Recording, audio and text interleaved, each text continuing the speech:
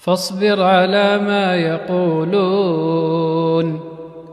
وسبح بحمد ربك قبل طلوع الشمس وقبل غروبها ومن آناء الليل فسبح وأطراف النهار لعلك ترضى